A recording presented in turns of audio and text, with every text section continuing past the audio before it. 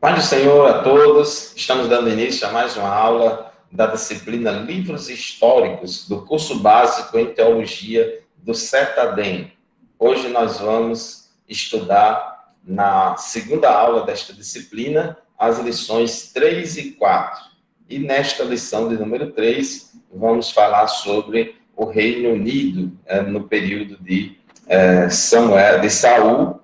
E vamos falar primeiramente sobre Samuel, que fez a transição entre o período dos juízes e o período da monarquia. Então vamos falar sobre Samuel, Saul e o início aí do reinado de Davi. Lembrando esse quadro que nós apresentamos para vocês na aula anterior, os livros históricos se referem a uma sequência de 12 livros que estão na Bíblia, que vai de Josué até Esther. Então, esses livros históricos, eles cobrem um período de história muito grande, e nós já estudamos aqui que esse período dos livros históricos pode ser dividido em 3 subperíodos, ou em 3 períodos menores, que é o período da teocracia, que Israel era governado diretamente por Jeová. Temos aí os livros de Juízes, Josué, Juízes e Ruth, que estudamos na primeira aula, na aula anterior. Josué, 30 anos de história, e Juízes e Ruth, um período de 325 anos de história. Depois vem o período da monarquia, que foi o período no qual Israel foi governado por seus reis. Então, aqui nós temos os 2 livros de Samuel, os 2 livros dos reis e os 2 livros das crônicas. Então, aqui foi um período maior. E depois, o último período aqui dos livros históricos é o período do cativeiro, quando Israel era governado por povos estrangeiros, Esdras, Neemias e Esther. Então, hoje nós vamos começar aqui o estudo do período da monarquia, evidentemente fazendo uma transição entre o período dos juízes e o período da monarquia. Então, o primeiro livro de Samuel, ele faz, logo no início, essa transição entre o período dos juízes e da monarquia. Os 2 livros de Samuel, eles formam um só livro na Bíblia hebraica, na Bíblia dos judeus. Os irmãos já estudaram isso em bibliologia e viram que o nosso Antigo Testamento é exatamente a Bíblia dos judeus, a Bíblia hebraica. Então, os 2 livros de Samuel, eles formam um só livro na Bíblia hebraica, que é o livro de Samuel. Na Septuaginta e na Vulgata, os livros de Samuel são denominados de 1º Reis e 2º Reis, seguidos de 3º Reis e 4 Reis. Então, essa nomenclatura varia, mas o conteúdo é exatamente o mesmo. A Septuaginta é a tradução do Antigo Testamento para o grego, que aconteceu aí 2 a 3 séculos antes de Cristo, e a Vulgata é a tradução da Bíblia toda, Antigo Testamento e Novo Testamento, para o latim, já no século IV depois de Cristo. Então, os livros de Samuel, eles narram a história de Israel na Terra Prometida, desde o nascimento de Samuel, que foi o último juiz, até os últimos dias de vida do rei Davi. Então, foi desde o período final dos juízes até o final do período de reinado do rei de Davi. Inclusive, a morte de Davi, ela é registrada após 2 Samuel, já em 1 Reis, capítulo 2, é narrada aí a morte do rei Davi. A história do povo de Israel, narrada nos livros de Samuel, compreende um período de mais ou menos 135 anos, que vai de 1105 a 970 a.C. Sempre é bom, eu gosto de lembrar aos irmãos, quando vocês estiverem estudando um livro bíblico, é importante você saber qual o período de história que está compreendido ali. Já falamos para vocês na aula passada que quando Israel saiu do Egito, Israel se acampou na planície lá do Sinai, e ali passou um ano e meio de acampamento ali na península do Sinai, e ali Deus deu a lei através de Moisés. Então, ali tem os livros de Êxodo e Levítico, foram dados ali durante aquele período de um ano e meio ali de acampamento na península do Sinai. Depois eles levantam o acampamento e peregrinam 38 anos e meio no deserto. Aí vem o livro de Números. O livro de Números. Os irmãos estão me ouvindo bem? Alguém falou que não estava me ouvindo. Os demais estão me ouvindo? Estou ouvindo bem. Está ouvindo, perfeito, né? Então, meu irmão, veja aí o seu áudio, o som, aumenta aí para ver se dá para você ouvir, viu? Então, meus irmãos, o livro de Números compreende um período de história de mais ou menos 38 anos e meio. Daqueles 40 anos do deserto, só o livro de Números, 38 anos e meio de história. O livro de Deuteronômio, apenas 40 dias de acampamento do povo lá nas campinas de Moabe, de frente ao Jordão, né? E ali Moisés morre. Antes de morrer, ele faz aqueles discursos ali que estão registrados no livro de Deuteronômio. O livro de Deuteronômio são discursos, ensinamentos da lei que Moisés estava relembrando a lei àquele povo. Depois, Josué assume no lugar de Moisés e o livro de Josué narra 30 anos de história do povo de Israel já na terra de Canaã, já na terra prometida. Depois Josué morre, vem o período dos juízes, que é um período muito longo, de 325 anos. O período de maior apostasia e desvio espiritual de Israel foi no período dos juízes, principalmente no final dos juízes, ainda foi pior ainda, um período muito longo de 325 anos. E Samuel foi o último dos juízes. Então, a história escrita e narrada nos dois livros de Samuel compreende aí esse período de mais ou menos 135 anos.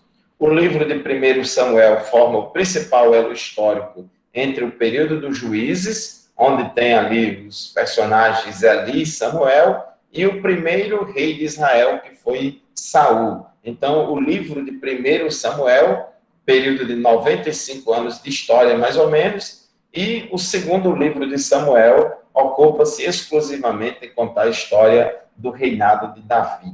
Então, o reinado de Davi, que foi aproximadamente 40 anos, você encontra lá em 2 Samuel, e 1 Samuel é o período de Samuel e Saul.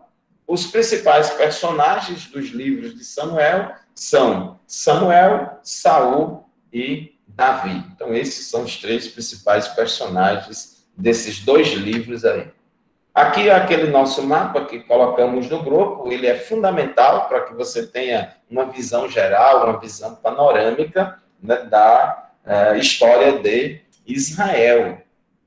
Você sabe que o primeiro rei de Israel, né, foi Saul, e depois vem Davi e Salomão, né? Nós vamos estudar ao longo dessa disciplina, a gente vai ver que depois que Salomão morre, o reino é dividido, e o reino do norte é assumido lá, o comando do reino do norte por Jeroboão, e o reino do sul por Roboão. E aqui são todos os reis que reinaram no norte, aqui todos os reis que reinaram no sul, e aqui o período de cada profeta. Então é muito interessante, irmãos, é muito bom. Quando você estiver lendo lá no Antigo Testamento, eu estou lendo agora o livro do profeta Jeremias, então eu procuro saber, ler, além de Jeremias, o livro das crônicas e o livro dos reis, para me saber quais eram os reis que reinaram na época de Jeremias. Então é bom você entender o contexto histórico dos livros proféticos, lendo 1 Reis, 2 Reis e assim por diante. Então é muito bom.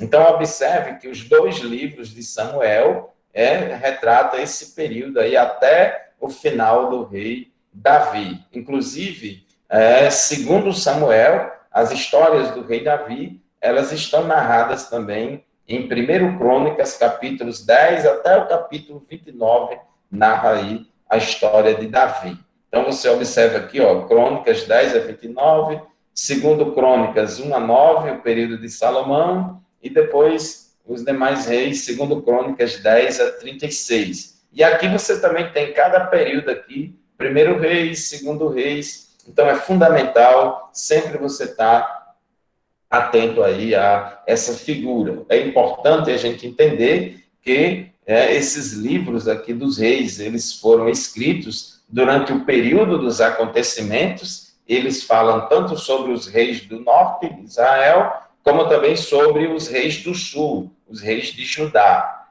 Só que o livro das crônicas, os dois livros das crônicas, eles foram escritos muito tempo depois, já no período pós-cativeiro.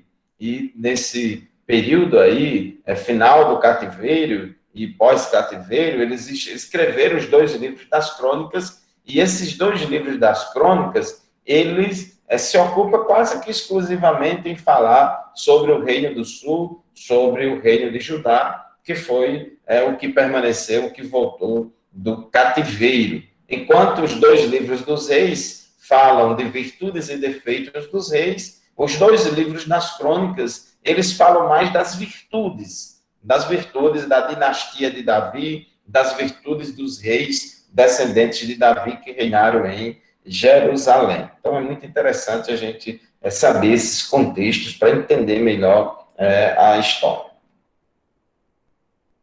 Então, na aula de hoje, vamos ficar com esse pedacinho aí da história que está escrita nos dois livros de Samuel, sendo que o período de Davi, do reinado de Davi, também está escrito, do capítulo 10 até o capítulo 29 de 1 Crônicas.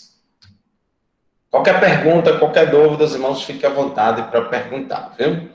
Bom, começando aqui do começo da vida de Samuel, a chamada de Samuel. Na época, irmãos, em que Samuel nasceu, Israel estava em decadência espiritual profunda. O período dos juízes, nós já falamos que foi o período de maior apostasia em Israel, principalmente no final do período dos juízes. E o povo, em geral, estava todo desviado. Juízes 21, 25, diz que nessa época não havia rei em Israel, não havia lei, todo mundo fazia o que queria, cada um fazia a sua própria lei, ninguém obedecia a nada, era um relativismo geral. Cada um fazia o que dava na teia, Nessa época existia a instituição do sacerdócio, existia o tabernáculo, lá em Siló, havia também o sumo sacerdote, que era Eli, os filhos de Eli eram sacerdotes, porque quando Deus estabeleceu o sacerdócio lá em Arão, estabeleceu que os sacerdotes eram filhos do sumo sacerdote. Então, o sacerdócio passava de pai para filho, de geração a geração, tinha que ser obrigatoriamente descendente de Arão. Então, nessa época, o sumo sacerdote era Eli, e os filhos deles também eram sacerdotes. Só que estavam, irmãos, os filhos de Eli, todo mundo desmantelado. Os sacerdotes, filhos de Eli, cometiam pecados tremendos dentro da própria igreja, vamos dizer assim, entre aspas, dentro do próprio tabernáculo. Eles profanavam o sacrifício, tinha pecados sexuais, nas barbas, fazia isso nas barbas do velho ali, e o velho ali não botava moral nos filhos. O velho ali amava tantos filhos que deixou os filhos bagunçar tudo, E Deus, irmãos, não estava se agradando disso. Diz a Bíblia que naqueles dias de Eli e seus filhos, raramente o Senhor falava e as visões não eram frequentes. Era um período de grande apostasia. O povo não queria saber de Deus, o povo queria saber de pecar e viver em pecado igual o povo da terra, igual os cananeus. Por isso que Deus não falava. É difícil, irmãos. Igreja que vive em pecado, Deus não opera, não. Então é um problema. Só que Deus estava diante dessa situação, já provendo uma solução, levantando um líder, desde a sua infância, para poder usar essa pessoa para trazer um avivamento sobre Israel. Às vezes a gente pensa, irmãos, que Deus não está vendo. Às vezes a gente vê determinados pecados na vida de alguns obreiros ou até de pastores e a gente fica revoltado, como é que pode? Vamos resolver isso e tal, e acha que Deus não está vendo. Irmãos, Deus vê tudo, ninguém engana Deus. Deus é o dono da igreja, né? O povo pertence a Deus e Deus vai tomar providência no tempo certo. Deus toma providência. E Deus está trabalhando nos bastidores da história para trazer solução, levantar pessoas. E Deus estava preparando, irmãos, o jovem Samuel. Ana ficou grávida pelo poder de Deus, em consequência do seu pedido de oração a Deus, e Deus permitiu que ela ficasse grávida, e ela fez um voto que se ela desse à luz uma criança, um filho homem, entregava esse filho para consagrar ele, para trabalhar exclusivamente na obra de Deus. E assim aconteceu, e ela entregou o filho, quando desmamou o menino, entregou ele nas mãos do sumo sacerdote Eli, para que Samuel fosse criado ali na igreja, fosse criado ali no tabernáculo, trabalhando na igreja, ajudando o sumo sacerdote ali na obra de Deus. E o interessante, irmãos, é que Samuel, ele era, vamos dizer assim, irmão de criação dos filhos desmantelados de Eli. Os filhos de Eli, que eram sacerdotes, que eram desmantelados, eram irmão de criação de Samuel. Foram tudo criados na mesma casa, na mesma época, só que com um detalhe diferente. Os filhos de Eli tomaram o caminho da desobediência, do pecado, mas Samuel permaneceu firme, fiel a Deus. Não se corrompeu. Isso é muito interessante. A gente sabe, irmãos, que o ambiente influencia muito. Tem muita gente que se deixa levar pelo ambiente. Todo mundo está fazendo, eu vou fazer também. Todo mundo está pecando, eu vou pecar também. Hoje em dia tudo é assim, vamos seguir a maioria. Mas Samuel não fez isso, não. Samuel permaneceu íntegro. Então, diz a Bíblia, capítulo 2, capítulo 3 de 1 Samuel, diz assim, porém Samuel ministrava perante o Senhor, sendo ainda jovem, né? Ministrar significa servir, né? Trabalhar na obra, né? Ele servia lá no tabernáculo. O jovem Samuel crescia diante do Senhor. À medida que o livro vai narrando os problemas que havia naquela época com Eli e seus filhos, ao mesmo tempo a Bíblia vai mostrando, vai apontando para Samuel, né? E o jovem Samuel ia crescendo e fazia-se agradável, assim para com o Senhor, como também para com os homens. Deus se agradava de Samuel e o povo também via que Samuel era diferente dos filhos de Eli. O povo via que Samuel era um homem de Deus. E isso, irmãos, é muito importante. Isso é muito importante. O pastor, ele precisa consagrar obreiros para trabalhar na igreja, obreiros que têm vocação. Há obreiros que são vocacionados por Deus e que tem conduta irrepreensível, que a igreja possa olhar e ver realmente aquele irmão tem chamada para ser presbítero, aquele irmão tem chamada para ser diácono, realmente aquele irmão tem chamada para ser evangelista. É muito triste quando um pastor consagra uma pessoa só por amizade, ou só porque o irmão usa gravata no culto, mas aquele irmão não tem nada a ver, não tem vocação nenhuma, às vezes até gente boa. E o pior quando é gente desmantelada, que não tem testemunho, aí é que é mais problemático ainda, né? Mas Samuel não. Samuel, ele fazia-se agradável, tanto para com o Senhor, como também para com os homens. E o jovem Samuel servia ao Senhor perante Eli, e crescia Samuel, e o Senhor era com ele. E nenhuma de todas as suas palavras deixou cair por terra.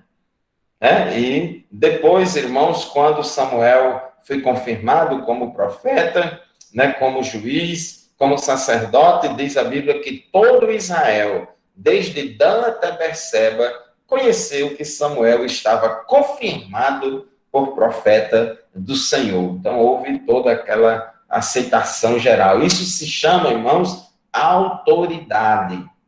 Autoridade é diferente de autoritarismo. Autoridade ela se conquista por meio da vocação, né, e do caráter. Então, um obreiro que tem autoridade diante de Deus e dos homens e do povo é aquele obreiro que é chamado, que é vocacionado por Deus e preenche os requisitos de caráter, né, que a Bíblia exige. Essa expressão aqui, ó, desde Dan até Berseba, Dan era a cidade do extremo norte de Israel. Berseba era a cidade lá do sul de Israel. Então, quando o Antigo Testamento fala essa expressão, desde Dan até Berseba, isso significa de norte a sul do país, ó, de norte a sul do país, ou seja, geral, todo mundo tem a mesma opinião. É igual a gente dissesse hoje no Brasil, do Oiapoque ao Chuí, né, conheceu o povo lá, conheceu que Samuel estava confirmado por profeta do Senhor. Samuel exerceu 3 ofícios, e nesse aspecto ele é um tipo de Cristo, porque Samuel foi juiz, sacerdote e profeta. Ele foi o último juiz, fez a transição do período dos juízes para o período da monarquia, e além disso ele também foi sacerdote e profeta, e a Bíblia diz que Jesus, ele é rei, sacerdote e profeta. Samuel presidia uma congregação de profetas. Foi uma coisa, irmãos, fantástica que Samuel criou lá em Israel. Essa congregação de profetas era uma espécie, irmãos, de escola dominical, de curso teológico, de seminário de preparação de obreiros. Samuel, desde cedo, ele percebeu que não bastava apenas ter chamada de Deus, porque os filhos de Eli, eles tinham chamada de Deus, porém, os filhos de Eli não desenvolveram o caráter de homem de Deus, as qualidades em termos de caráter. Então, Samuel sabia que para isso tinha que trabalhar na educação religiosa, tinha que trabalhar educando essas pessoas, ensinando essas pessoas. Então, ele fundou uma congregação de profetas, e isso continuou lá em Israel. Depois a gente vê Eliseu, Eliseu, também dando continuidade, lá nesse trabalho de trabalhar, formar, capacitar, orientar os vocacionados, os profetas, os jovens profetas chamados por Deus. Samuel era um servo de Deus de muita integridade moral e de conduta irrepreensível. Nós lemos esse texto aí, 1 Samuel 12, 1 a 5. Então, ninguém tinha do que acusar Samuel. Ele não dava cabimento para ninguém estar acusando ele de nada. Então, os homens e mulheres de Deus que trabalham na obra de Deus têm que ter conduta assim, irmãos. Pode até uma pessoa não gostar de você, mas ela não vai ter do que acusar você de nada. Samuel era um intercessor dedicado, ele orava pelo povo, e lá em Jeremias, veja aí, irmãos, lá em Jeremias, 500 anos depois, a Bíblia diz, Jeremias diz, que Deus costumava atender às orações de Samuel. Samuel ficou conhecido como uma pessoa que orava pelo povo e como uma pessoa que Deus costumava atender às orações de Samuel, né? Então, ele tinha, assim, muito cartaz, vamos dizer assim, com Deus, viu? Alguma pergunta, irmãos? Alguma dúvida? O avivamento nos dias de Samuel. Bom, naquele período, o povo estava todo desmantelado, foi o que Samuel herdou da gestão de Eli, irmãos. A coisa estava complicada. Então, veja bem, por causa do pecado do povo, o povo vinha sendo oprimido pelos filisteus desde a época de Sansão. Esses filisteus eram cananeus que Josué era para ter matado todo mundo e ter expulso da terra. Mas, infelizmente, a gente estudou na aula passada que, na época de Josué, o serviço não foi bem feito. Ainda ficaram vários cananeus lá na terra, e dentre eles, esses filisteus. A terra deles, irmãos, a terra dos filisteus, é aquela tirinha de terra que hoje, lá em Israel, chama-se faixa de Gaza. Né? Vocês já devem ter ouvido muito falar na televisão, aí nas notícias, a faixa de Gaza, guerra entre os palestinos na faixa de Gaza e Israel. Pronto, essa faixa de Gaza é justamente a terra dos filisteus, que até hoje está lá brigando com Israel, é um problema sério. Então, nessa época aqui, os filisteus, eles oprimiam Israel já desde a época de Sansão, e em uma das batalhas contra os filisteus, os israelitas usaram a Arca da Aliança como um amuleto, pensando que Deus ia dar vitória a eles na guerra. O que é que aconteceu, irmãos? Os israelitas, eles em pecado, podendo criar juízo e entender que em pecado eles não iam ter vitória, porque a vitória depende da obediência a Deus. E aí, os filisteus, irmãos, eles usaram a Arca da Aliança como uma espécie de amuleto para dar sorte. Olha, vamos trazer a Arca da Aliança, tirar a Arca da Aliança lá do tabernáculo, lá do Santo dos Santos, vamos trazer ela e a gente leva a Arca da Aliança na frente, aqui, traz aqui para o arraial, para a guerra, e a gente bota a Arca da Aliança na frente, porque a Arca da Aliança simboliza a presença de Deus, e com isso Deus vai nos dar vitória. Eles tinham essa falsa sensação, podendo confiar em Deus, confiava na Arca, podendo obedecer a Deus, para Deus dar vitória, eles estavam usando indevidamente a Arca da Aliança. E diz a Bíblia, irmãos, que quando eles trouxeram a arca para dentro do arraial, o que era o arraial? O arraial era o acampamento de guerra deles. Eles estavam lá no fronte da batalha, estavam acampados. Então eles, olha, manda trazer a arca, e quando a arca chegou lá, irmão, o fogo caiu.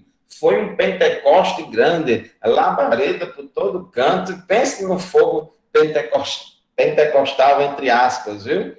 Diz a Bíblia que todo Israel jubilou com grande júbilo até que a terra estremeceu. Você pode imaginar que emoção foi essa, irmãos? Quando a Arca da Aliança chegou, o povo jubilou muito, foi muito fogo, foi muito glória a Deus e aleluia, a ponto da terra tremer. Mas tudo aquilo ali, irmãos, era fogo de palha, não tinha poder de Deus, coisa nenhuma, não era nada de Deus. Aquilo ali era emoção vazia, porque o povo estava em pecado.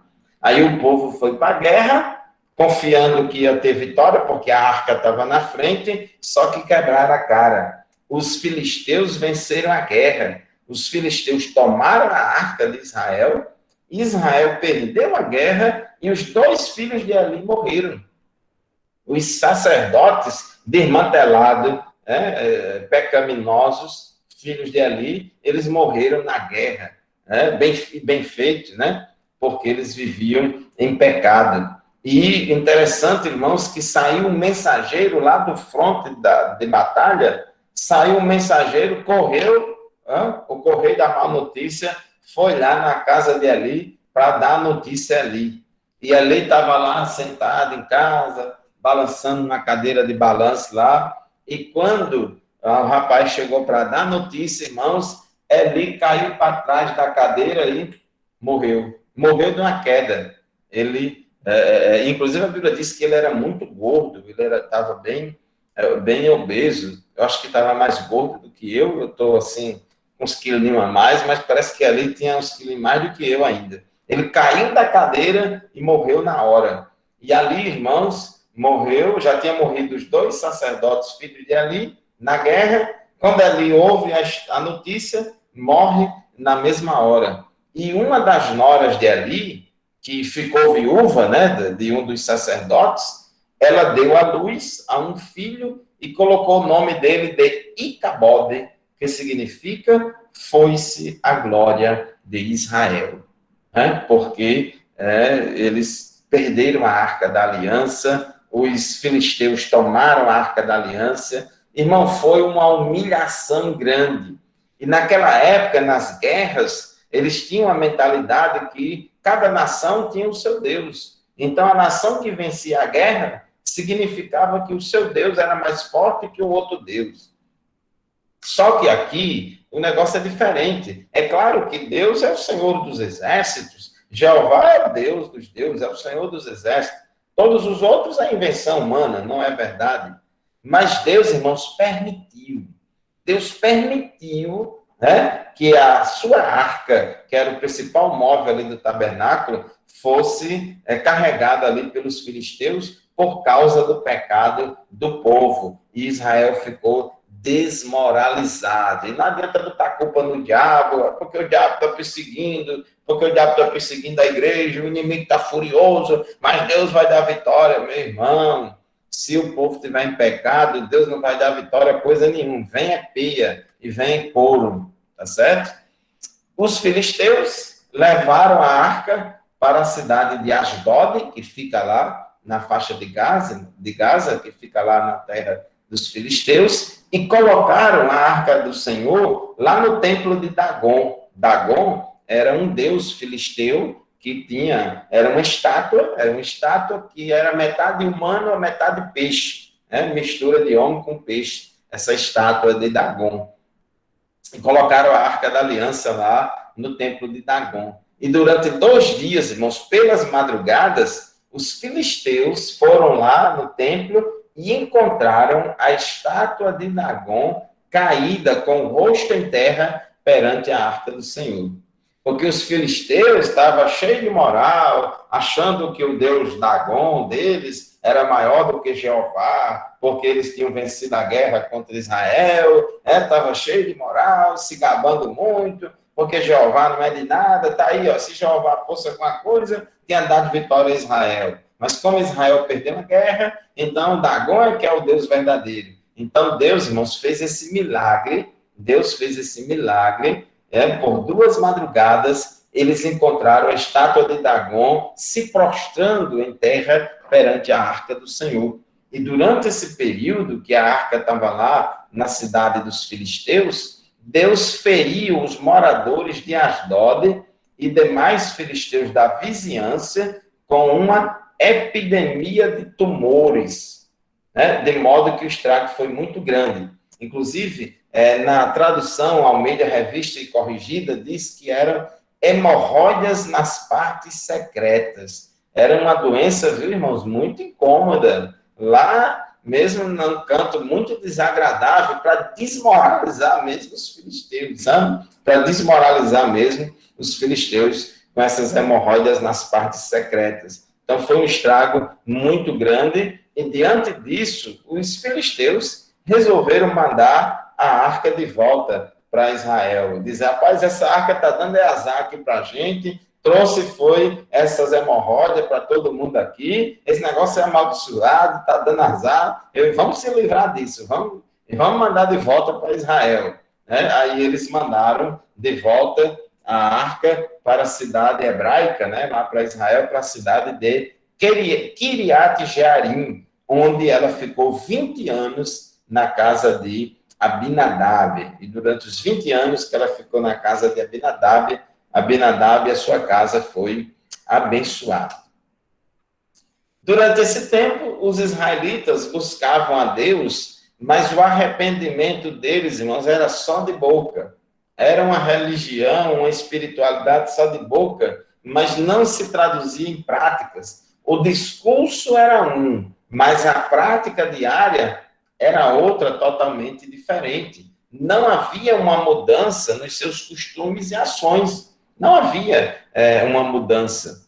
Então, diante disso, Samuel exortou o povo ao arrependimento sincero, com mudança de atitude, o que o povo prontamente obedeceu. Então, Samuel conseguiu, através das suas pregações, através das suas admoestações, chamar o povo ao arrependimento sincero, a mudarem de atitude, deixar a idolatria, e, de fato, o povo fez isso que Samuel estava pregando. E, após a conversão do povo, Deus concedeu a Israel uma grande vitória contra os filisteus, no mesmo lugar em que já sofrera 2 derrotas anteriores. Nesse mesmo lugar, que os israelitas tinham sofrido já 2 perdas, perderam 2 guerras. Na terceira, no mesmo lugar, aí Deus dá a vitória. Agora, por que Deus deu a vitória? Porque o povo se arrependeu e se consertou e deixou os seus pecados.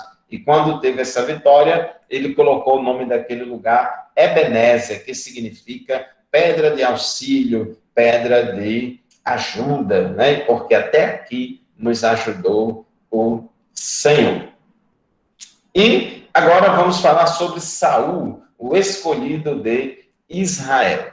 Muito bem, irmãos. Nessa época, Samuel já estava velho e constituíra seus 2 filhos como juízes, mas eles faziam muitas coisas erradas. Infelizmente, irmãos, olha, irmãos, eu quero dizer uma coisa.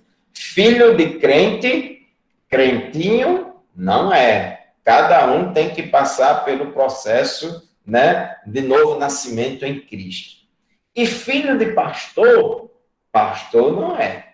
Tem que ser chamado, vocacionado também e ter o caráter, as condições, os pré-requisitos necessários.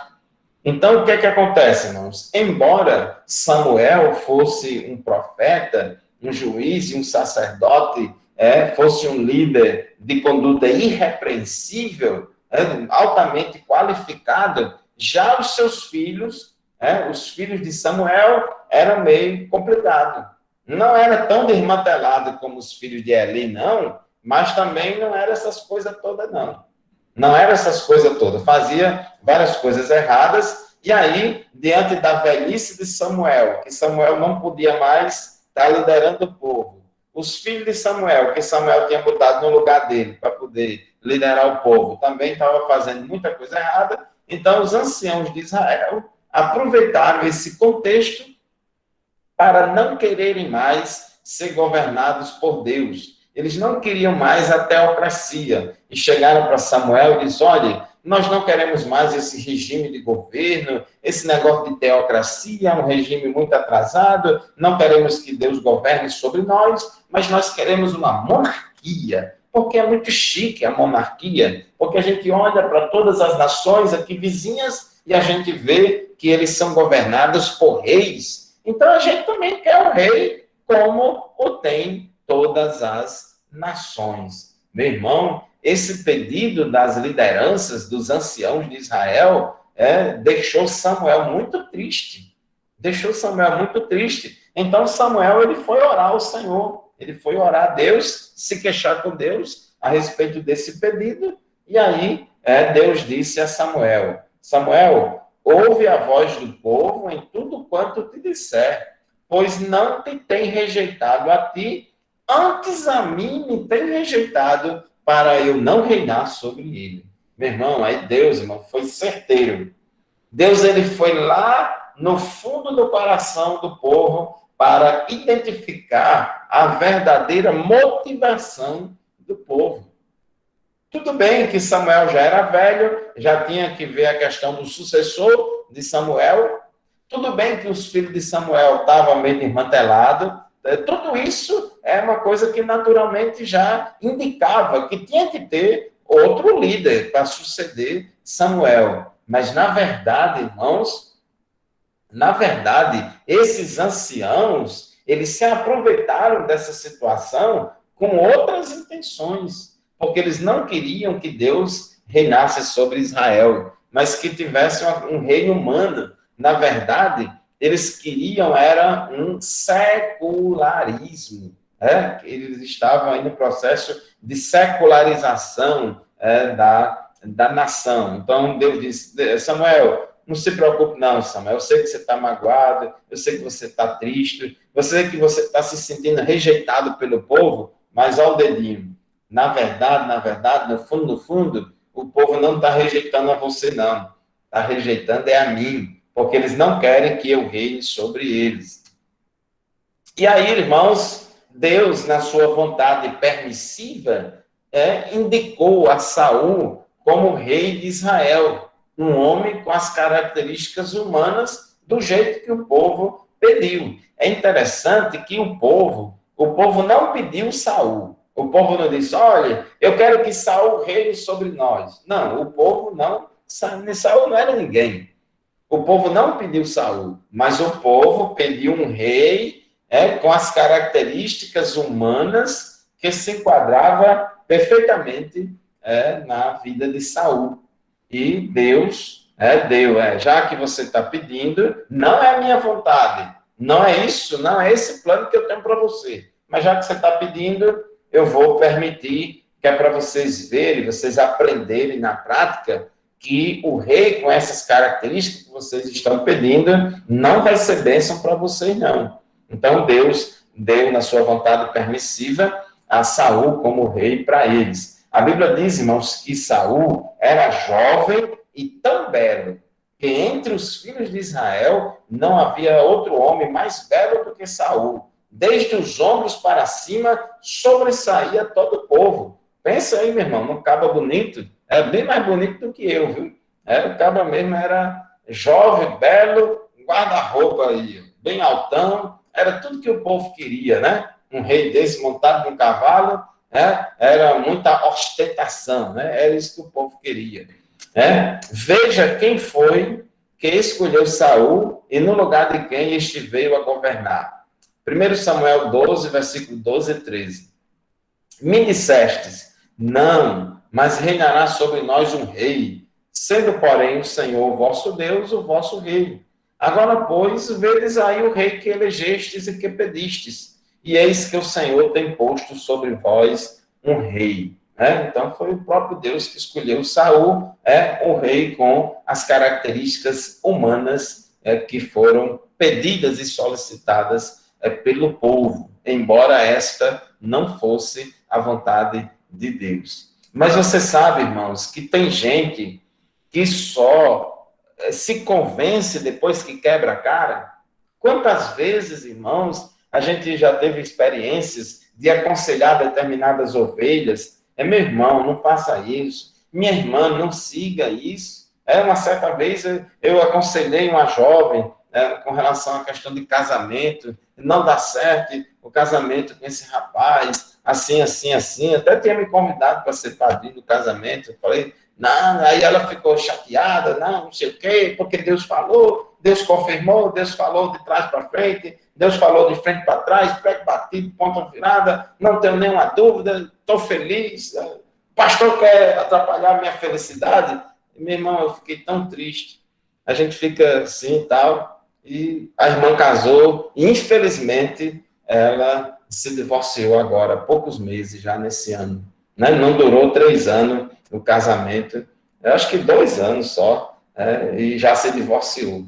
E hoje ela diz, você estava certo, eu que fui burra, porque na época eu não dei ouvido ao conselho do pastor. Aí agora, meu irmão, é tarde demais, aí vai só sofrer as consequências. Mas tem gente, irmãos, que só aprende quando está sofrendo as consequências. Por mais que se fale, a pessoa fica tão cega que não aprende. Então, o povo de Israel estava nessa situação, cego. Aí Deus permitiu a Saul.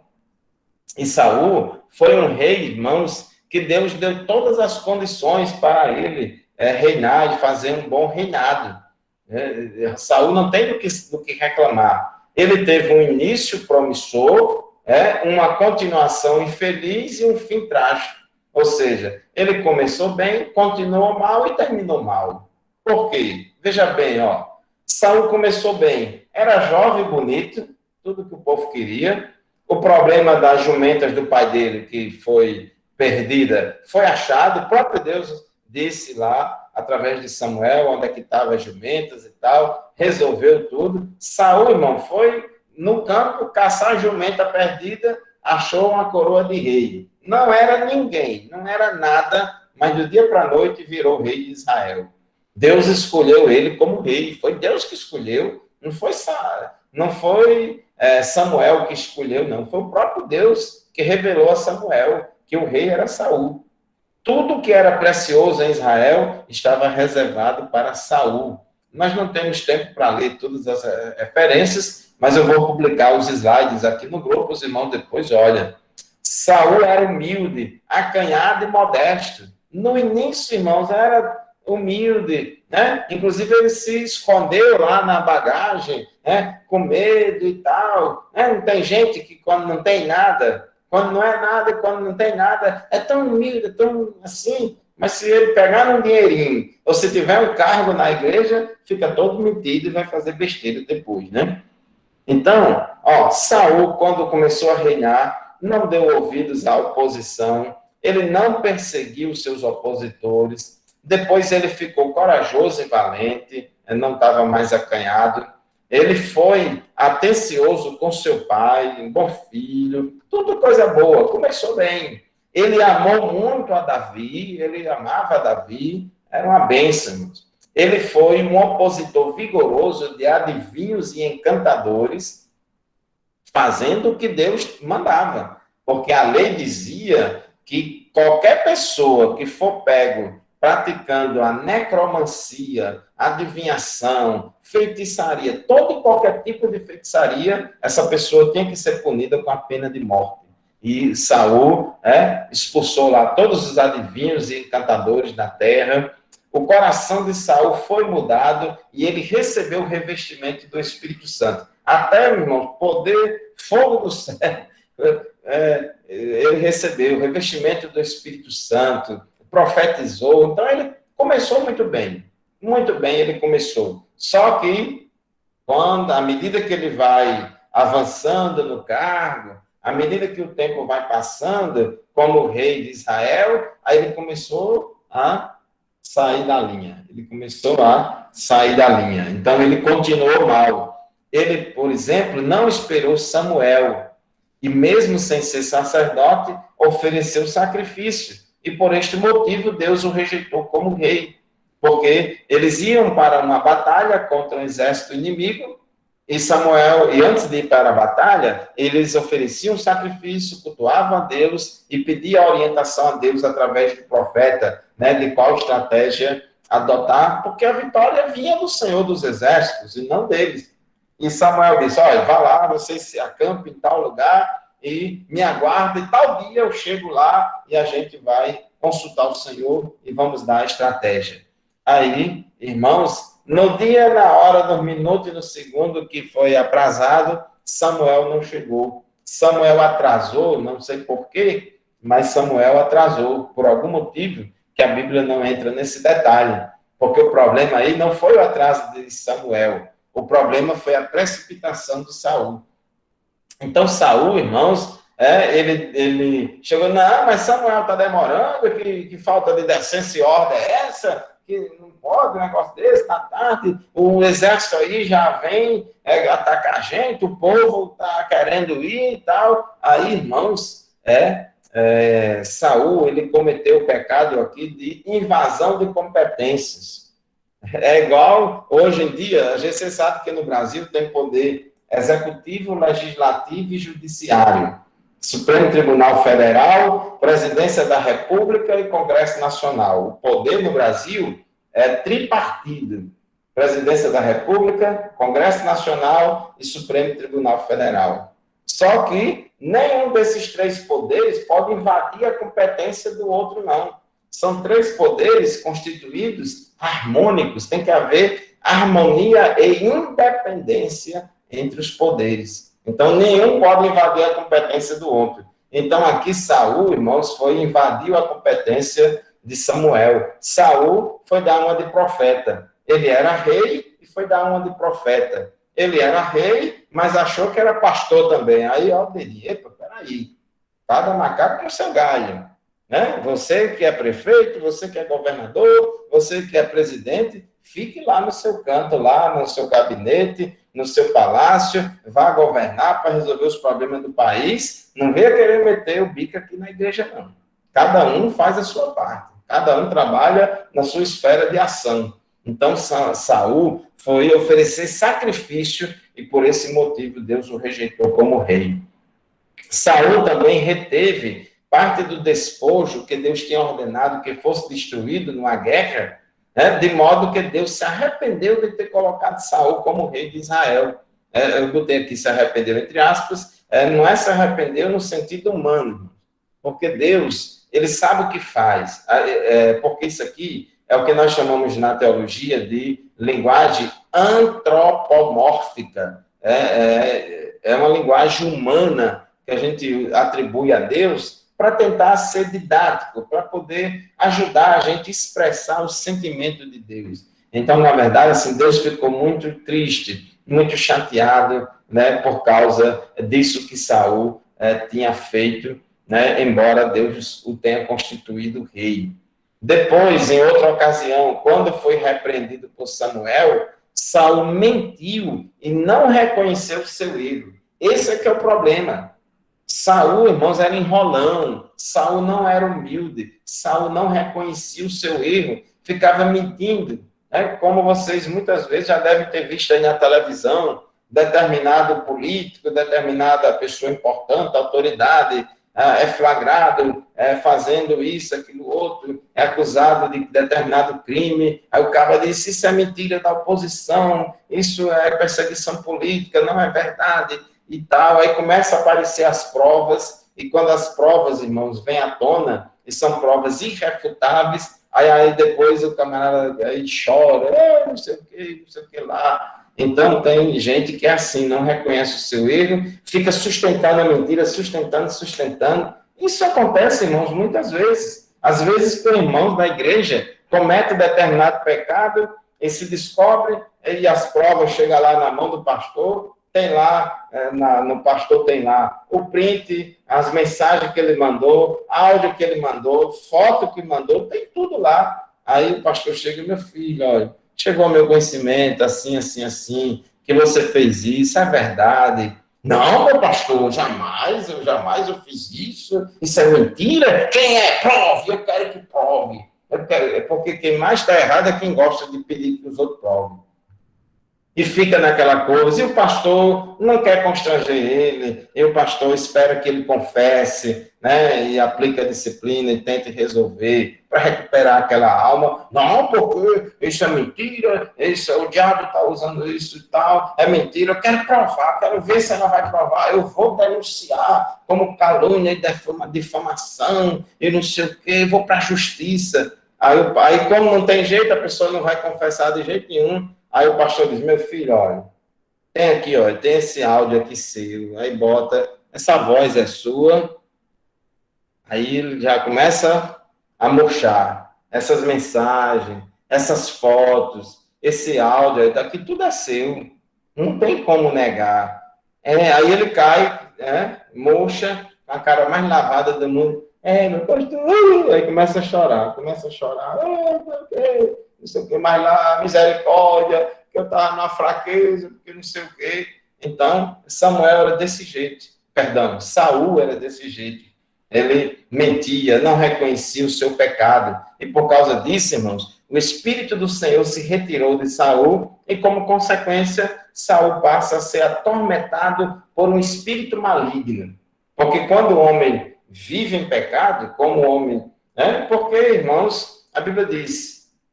Filhinhos, não pequeis, mas se você pecar, você tem um advogado perante o Pai, Jesus Cristo justo. Aquele que confessa e deixa, alcança misericórdia. Mas, irmãos, a pessoa que quer viver no pecado, obstinada no pecado, o que é que acontece? O Espírito de Deus sai. O Espírito de Deus sai e a pessoa fica aí, sem nada. E no caso de Saul, saiu o Espírito de Deus e Deus permitiu que o espírito maligno perturbasse Saul.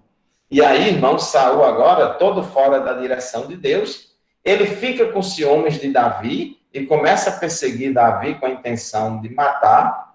Saul matou todos os sacerdotes e o povo da cidade de Nob, sob a acusação de eles não terem dado informações sobre o paradeiro de Davi, e como se não bastasse, no final, já que Deus não respondia a ele, ele ia para Samuel, e Samuel não respondia a ele, depois Samuel morreu, e agora, como é que eu vou consultar Deus? Deus não fala comigo. Aí ele foi consultar, irmãos, uma feiticeira. Foi lá na cidade de Endor consultar uma feiticeira.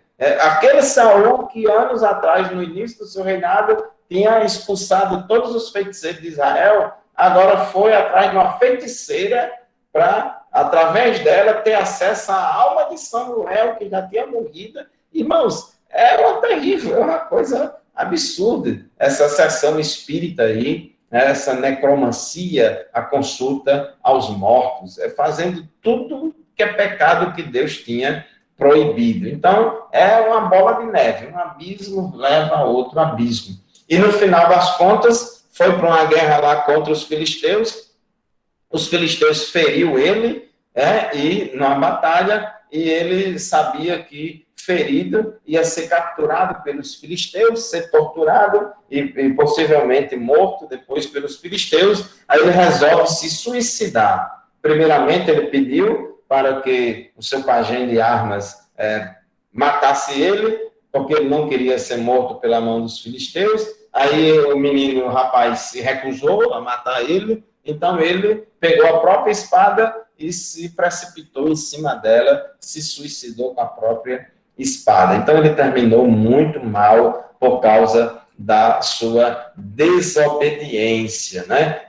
Deus rejeitou ele, irmãos, porque ele invadiu as competências de Samuel. Ele quis meter o bico onde não era chamado. Então a gente precisa ter cuidado.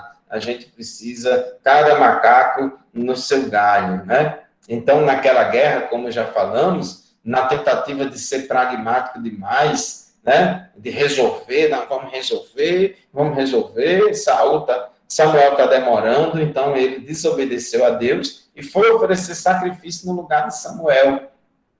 Quando Samuel chega, pega ele em flagrante, pega Saul em flagrante delito, e disse a Saul: que negócio é esse, rapaz? Você está oferecendo sacrifício? Você não é sacerdote. Está violando a lei de Deus. Aí Samuel fala para ele isso, e Saul dá essa desculpa. Porquanto via que o povo se espalhava de mim, e tu não vinhas nos dias aprazados, e os filisteus já se tinham juntado em Miquimais, eu disse: agora descerão os filisteus sobre mim a Gilgal, e ainda a face do Senhor não orei, e forcei-me e ofereci holocausto. Então, ele foi tentar resolver, ser pragmático demais, porque a gente tem que agir, tem que agir. Irmãos, não é agir de qualquer forma, de qualquer maneira. Tem que agir na direção de Deus. E noutra ocasião, Deus havia ordenado a Saul que ele destruísse completamente os amalequitas. E ele desobedeceu. A ordem de Deus era para destruir o rei amalequita, destruir o povo amalequita e não trazer nenhum despojo dos animais. Mas a Bíblia diz que Saul, Saul e o povo do exército de Saul, perdoaram a Agag, que era o rei dos amalequitas, e também perdoaram ao melhor das ovelhas e das vacas, e as da segunda sorte, e aos cordeiros, e ao melhor que havia, e não os quiseram destruir totalmente. Porém, a coisa vil e desprezível destruíram totalmente. Quando Deus disse: destrua todos os animais, os feios e os bonitos. Aí ele diz: não, rapaz, é uma pena destruir esses animais bonitos. Vamos destruir só os feios e vamos levar os bonitos para casa, para a gente criar, para tirar leite para a gente. Desobedeceram. Ali, irmãos, foi outro teste, foi outra prova de Deus com Saul, e Saul foi reprovado nessa prova, porque ele era desobediente. Então, Deus, irmãos, rejeita Saul, por causa dessa desobediência, e quando Samuel vai repreender Saul, Saul diz, porque quando Saul trouxe esses animais bonitões lá, aí quando Samuel questiona ele diz: não, é porque a gente trouxe isso para oferecer de sacrifício ao Senhor. Fica mentindo, irmão. Não, esses animais bonitão aqui é para a gente oferecer ao Senhor em sacrifício. Aí Samuel diz: rapaz, tem porventura o Senhor tanto prazer em holocaustos e sacrifícios, quanto em que se obedeça a sua palavra? Eis que o obedecer é melhor do que o sacrificar. Dou já a oportunidade, pastor Eli. Eis que o obedecer é melhor do que o sacrificar, e o atender melhor do que a gordura de carneiros.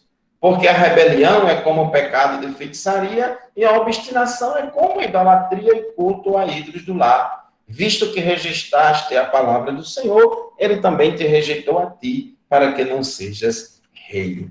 Pastor Eli, quer falar alguma coisa? Pode falar. Não, pastor, é porque toquei aqui sem querer, viu? Estava tão Leva pra empolgado na mais. aula. Mas eu Amém. não Leva gostei pra desse comportamento da minha família aí, viu? No início da aula, não gostei muito desse comportamento. Rapaz, o sumo sacerdote ali estava deixando os filhos bagunçar na igreja, né, rapaz? Pois é, irmãos, o sumo sacerdote ali tinha dois filhos desmantelados que faziam muitas coisas erradas debaixo das barbas do velho e ele não Ainda botava bem que ele moral para os morreu, viu, filhos. pastor? Aí morreu tudinho, né? Deus puniu eles.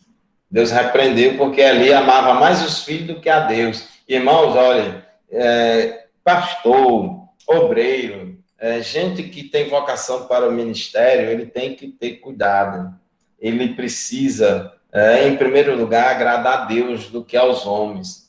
Às vezes, em nome das amizades, de alguns favores que a pessoa deve do passado, às vezes o obreiro é tentado, né, a dar um jeitinho brasileiro, né, fazer alguma coisa, mas o obreiro tem que ser firme. Amizade é amizade, irmãos. Certo é certo, errado é errado.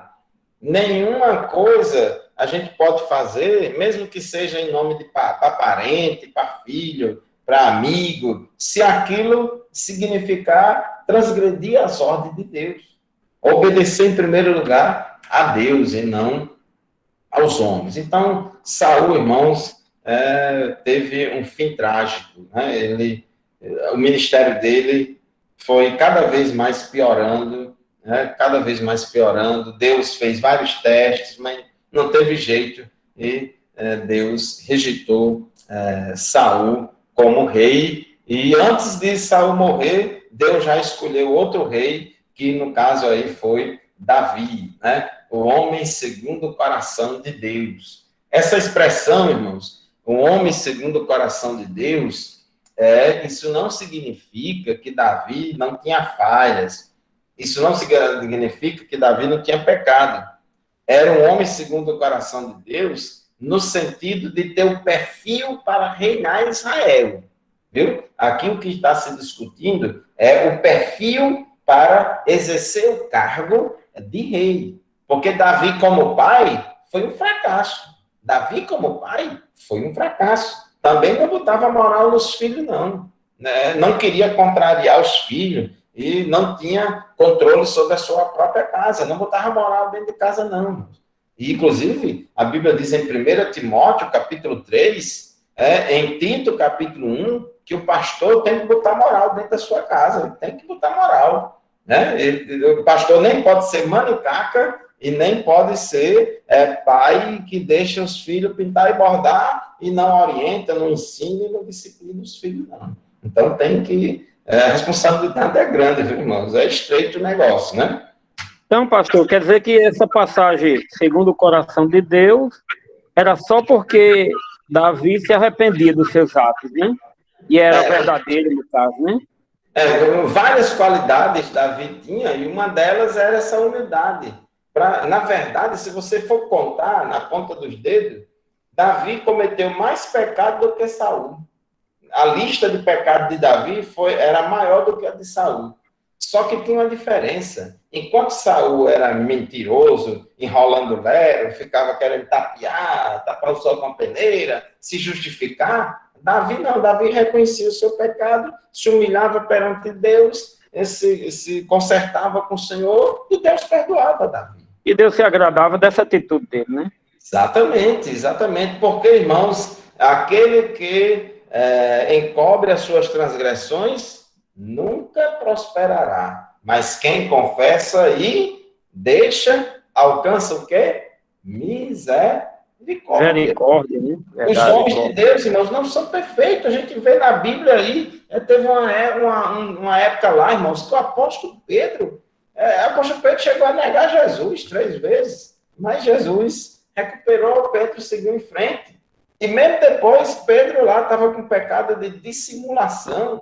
Pedro estava cometendo pecado de 2 caras. Na frente dos judeus era um comportamento, era uma doutrina. Na frente dos gentios ele já defendia outra doutrina. E aí Paulo chegou, Pedro, vem aqui. Rapaz, esse negócio que você está fazendo está errado. Isso aí não. Paulo repreendeu Pedro na cara, porque Pedro estava dissimulado com 2 doutrinas. Então, irmãos, os homens de Deus e mulheres de Deus são pessoas falhas. Ninguém é perfeito. Agora, irmãos, existem falhas e falhas. Existe aquele que se conserta das suas falhas quando é repreendido, existe aquele que continua no mesmo pecado. Tem gente sem vergonha, que não toma vergonha, que continua na mesma coisa, não tem jeito. Aí não dá para fazer a obra de Deus, pessoas assim. Pastor, Pois não, pastor, diga, Davi.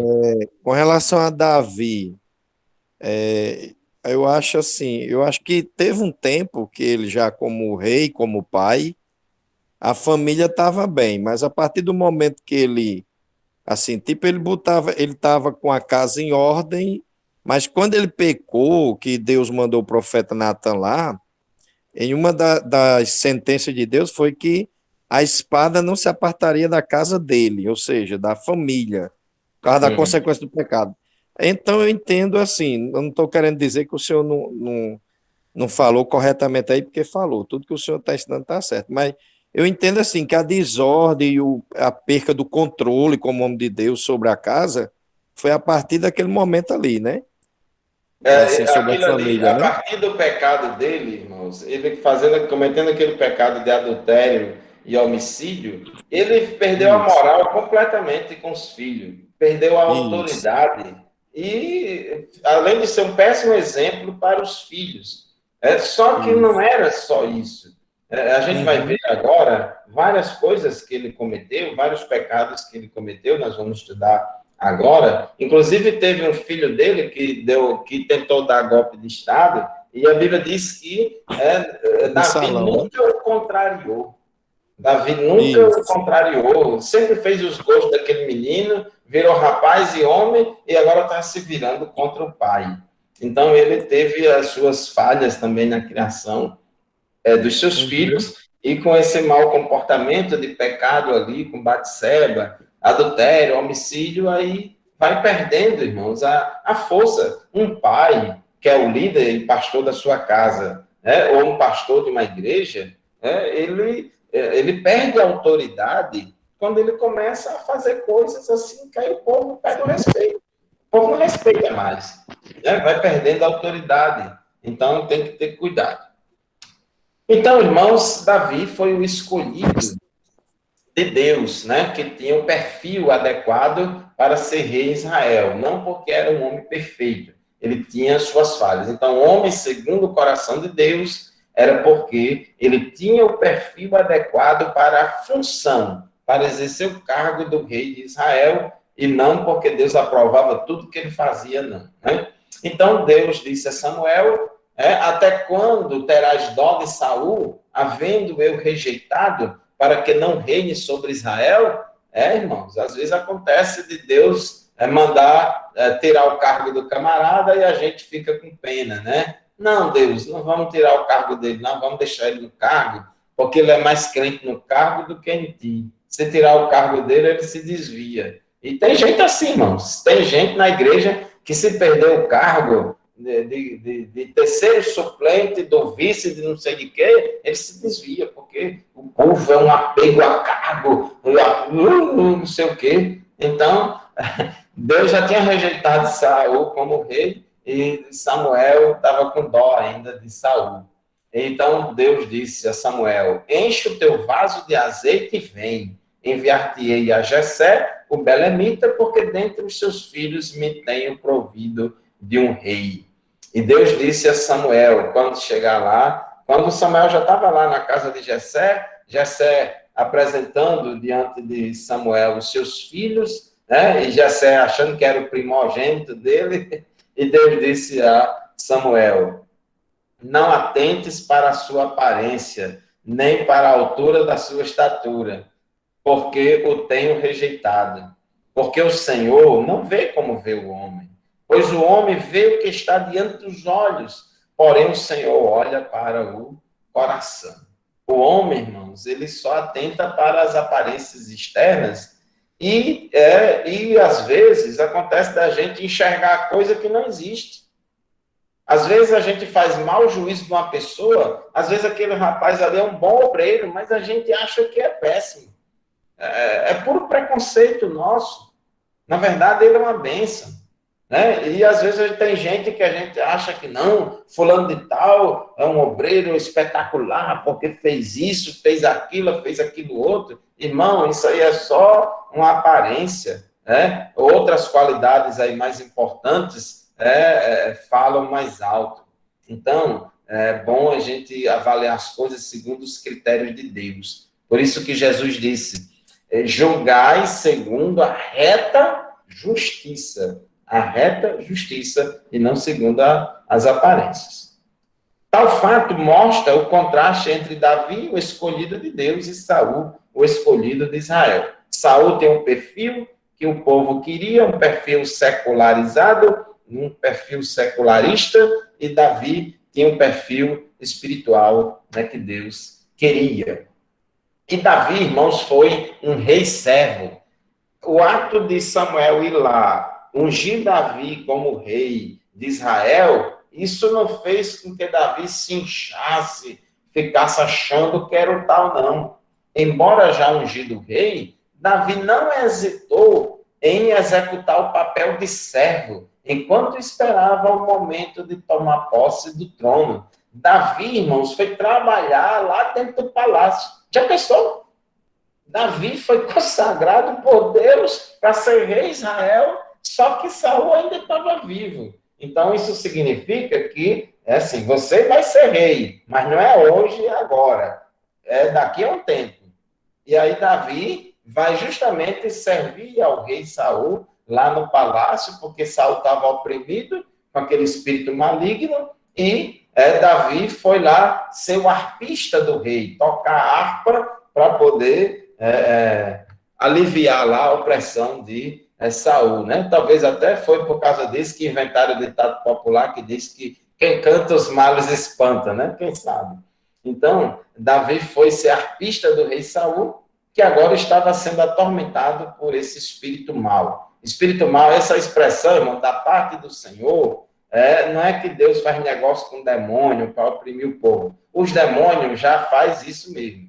Os demônios já vivem mesmo com essa intenção de oprimir o povo. Aqui significa que Deus permitiu. Deus retirou a proteção que estava sobre Saul e abandonou Saul à sua própria sorte, né? Mesmo numa posição estratégica e vivendo na casa de Davi, do rei, Davi nunca revelou a ninguém que o profeta Samuel tinha ungido ele como novo rei de Israel. Davi estava aguardando o tempo de Deus. Eita, irmãos, que coisa interessante aqui, né? Primeiro, que Davi era um rei servo. E aqui é importante para nós entendermos o conceito de liderança servidora. Liderança servidora. O líder, irmãos, é para servir. Nós temos um conceito muito equivocado no nosso meio evangélico e na nossa igreja em particular, da questão de liderança. Muitas vezes, quando a gente pensa em um líder, a gente pensa somente naquele aspecto, uma pessoa de muita honra, que merece muita honra, que subiu o mais alto degrau, né? A gente até pensa em consagração, eu já vi até gente profetizar, vai subir um degrau, vai subir 2 degraus. A gente tem aquela ideia de subir degrau, de honra, de posição, e senta no púlpito, tem umas cadeiras diferenciadas, um local da cadeira, esse local aqui é a cadeira de quem é mais importante, a cadeira de quem é menos importante fica para lá, e a cadeira do pastor tem que ser a maior de todas, toda cheia de não sei de que. Tem igreja aí que a cadeira do pastor, irmão, é mais chique do que o trono de Davi. Então, a gente tem um conceito muito de líder para ser servido, de líder assim que só de honra, parece uma idolatria. E não é esse o conceito bíblico, é de liderança servidora. Rei servo, líder servo. E Jesus disse, foi Jesus que ensinou isso. Aquele que quiser ser o maior entre vocês é aquele que sirva mais, aquele que servir mais é o que é o maior.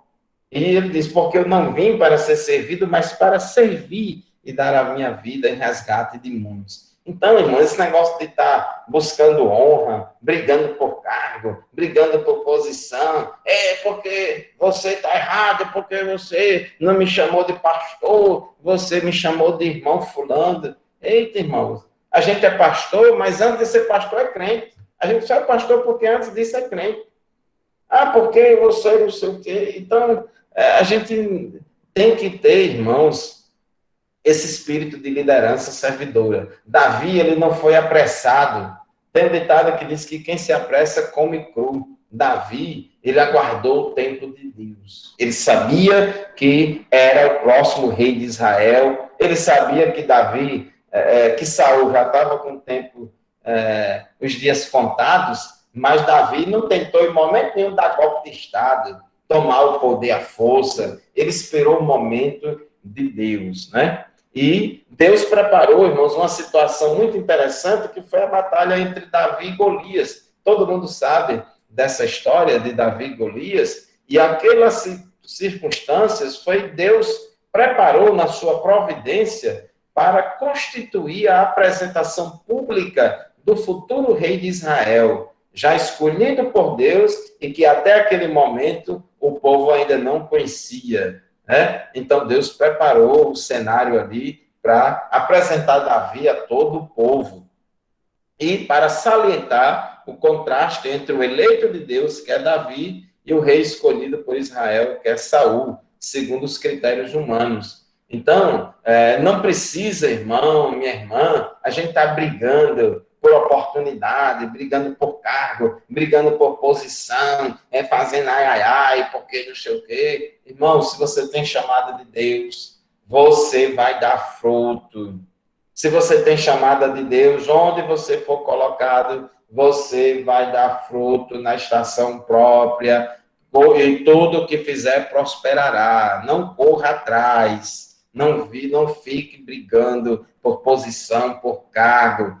Quem tem chamada de Deus, se cumpre na sua vida o Salmo 1, versículo 1, porque será como árvore plantada junto a ribeiros de água, cujas folhas não caem e nem murcha, em que dá o seu fruto na estação própria, dá o seu fruto no tempo certo, e tudo quanto fizer prosperará. Então, é melhor que Deus aqui coloque a gente no lugar do que o homem. Então, isso é importante. E Saul, irmãos, começou a perceber, quando o povo lá bateu mais palma para Davi do que para Saul, que esse que é um problema. Irmãos, o rei, o presidente, o governador, o prefeito, o pastor-presidente, que ele não tem segurança no cargo, e ele é ciumento, ele tem medo de que algum dos seus liderados seja mais amado pelo povo do que ele. Então, o presidente autoritário, déspota, ele tem medo de algum ministro ter uma popularidade maior que ele. Não, isso aí é uma ameaça para mim. Na próxima eleição, ele pode ser que queira se candidatar, então eu vou logo fritar ele, vou cortar as unhas dele, as asas dele. Então, isso acontece direto no mundo da política, de prefeito, governador, presidente, queimar, fritar secretário estadual, secretário municipal, ministro de Estado, porque o camarada está crescendo em popularidade e está mais popular do que o presidente. Então, ele passa a régua, que é para poder anular todos os possíveis e prováveis adversários políticos. Então, Saul fazia a mesma coisa. Tem ditador, irmãos, aí na história, e também em países, hoje em dia ainda tem, ele mata primo, mata irmão, mata mãe, mata amigo, mata quem for que ele descobrir. Porque o cara que é ditador, ele desconfia de todo mundo. O ditador, ele desconfia até da sombra dele. Ele sempre acha que estão conspirando contra ele. Ele sempre acha que vão tomar o poder dele. Ele sempre vê um inimigo oculto em todo quanto é lugar.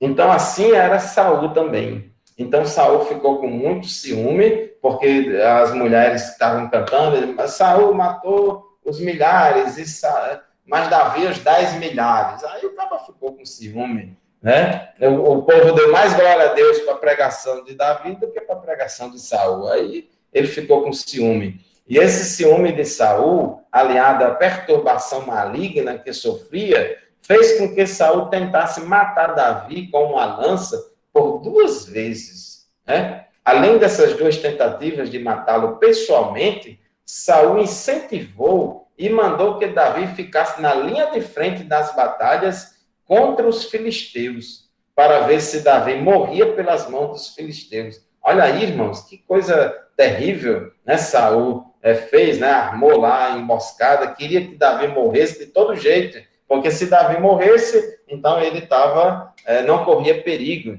Lembra também de um rei, ditador, que tinha medo de perder o trono? Foi o rei Herodes. O rei Herodes, quando o menino Jesus nasceu, o rei Herodes ficou com medo do menino Jesus crescer e tomar o trono dele. Aí Herodes mandou matar todas as crianças de 2 anos para baixo. Então, isso é típico de ditador, déspota, né? Ele vê inimigo em tudo quanto é canto. Qualquer pessoa pode, do dia para a noite, virar inimigo dele. Você pode ser o maior inimigo dele, mas se ele botar na cabeça, se ele tiver um sonho de noite, se ele tiver um sonho, eu sonhei com a cobra, e a cobra tem a cabeça parecida com fulano. Pronto, você está frito. Ele vai te matar. Ele vai fritar você, porque ele acha que você vai dar um golpe nele. Então, irmãos, depois de sofrer várias tentativas de homicídios, Davi resolve fugir da corte e passar a viver no deserto, porque a vida dele estava correndo perigo. E aí Davi passou um tempo fugindo do deserto, fugindo de Saul, e durante esse período ele escreveu vários salmos. Deus deu a Davi vários salmos, e nessa tentativa de se livrar da perseguição de Saul, Davi começou a adotar estratégias humanas questionáveis. Olha aí algumas falhas de Davi aparecendo, né?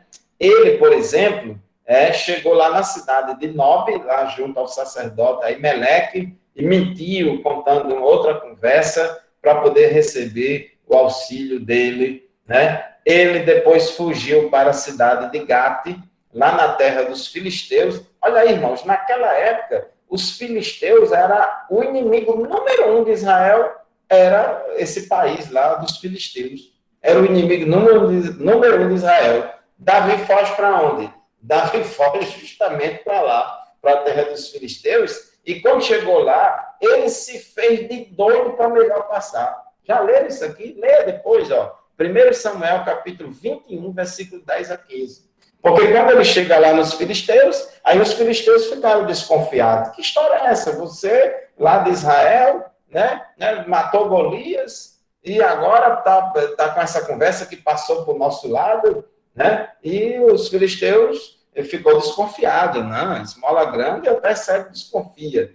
E para poder Davi, na sua mentira, porque Davi não tinha passado para o lado dos filisteus coisa nenhuma. Davi só queria se livrar de Saul. Aí foi para a terra lá do inimigo e chegou lá com a conversa que tinha se convertido para o outro lado. Passado para o outro lado, desertou do exército de Israel e passou para o lado dos filisteus. E ele simulou, irmãos, ali um ataque epiléptico. Davi simulou um ataque epiléptico, inclusive espumando a boca. Até ele fez espumar a boca. Ele foi um ator aí muito perfeito. E conseguiu enganar todos os filisteus. Conseguiu enganar o rei dos filisteus. E Davi, irmãos, ele ficou lá habitando na terra dos filisteus. E os filisteus pensando que Davi tinha passado para o lado dele. Mas ele viveu uma vida de mentira ali.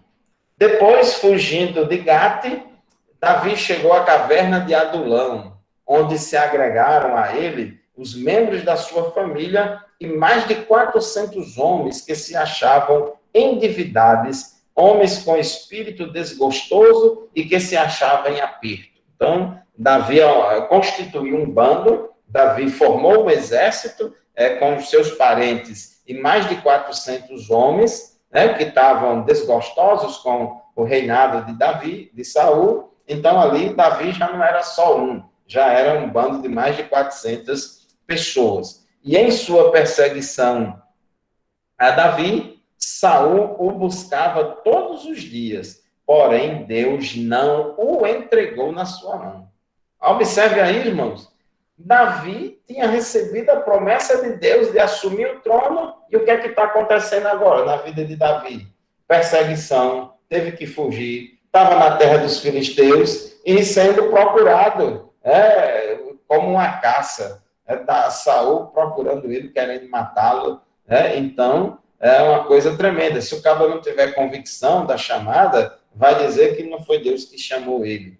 Então, foi muito difícil a vida de Davi durante essas fugas, e tem muita coisa registrada nos Salmos. Saul persegue Davi novamente. Em uma de suas perseguições contra Davi, Saul entrou em uma caverna para aliviar o ventre, estava com dor de barriga, e justamente ele entrou na caverna em que Davi já estava escondido. Aí, Davi estava escondido na caverna, aí Deus faz com que Saul vá para a própria caverna onde Davi estava, ir para a casinha, né? E nesta caverna, os homens de Davi queriam que Davi matasse Saul. Mas, irmãos, Davi se recusou a matar Saul e disse assim: o Senhor me guarde de que eu faça tal coisa ao meu senhor, ou seja, ao rei Saul. Quer dizer, Davi, irmãos, era tão humilde que, mesmo sendo perseguido por Saul, Davi chamava Saul de Senhor, meu Senhor. Sabe por quê? Porque Davi tinha respeito à dignidade do cargo de rei de Israel. Davi sabia que Saul estava fora da direção de rei. Davi sabia que Saul estava fora da direção de Deus, mas Davi respeitava o cargo que Saul ocupava, a dignidade do cargo, de Saul, do rei de Israel. Então ele disse: não, longe de mim, Deus me guarda de eu fazer tal coisa contra o meu rei.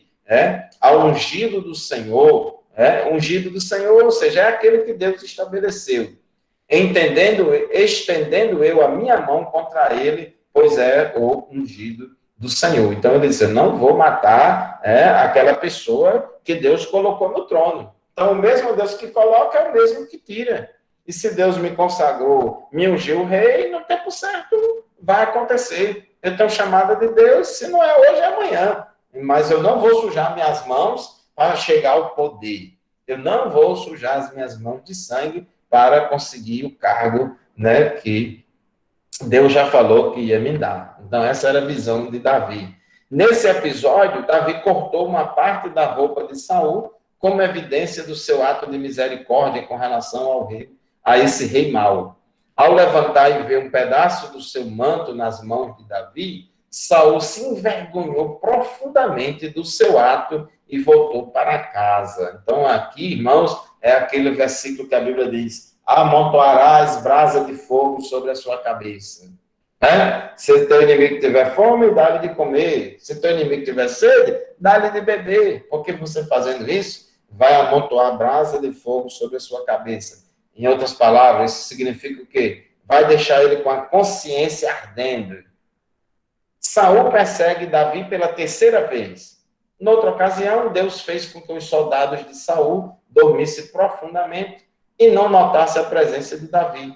De modo que Davi entrou no acampamento de Saul e retirou a lança e a bilha da água que pertencia a Saul. Fora do acampamento, Davi chamou a atenção de Saul e lhe mostrou os objetos furtados. Embaraçado e envergonhado, Saul confessou: pequei.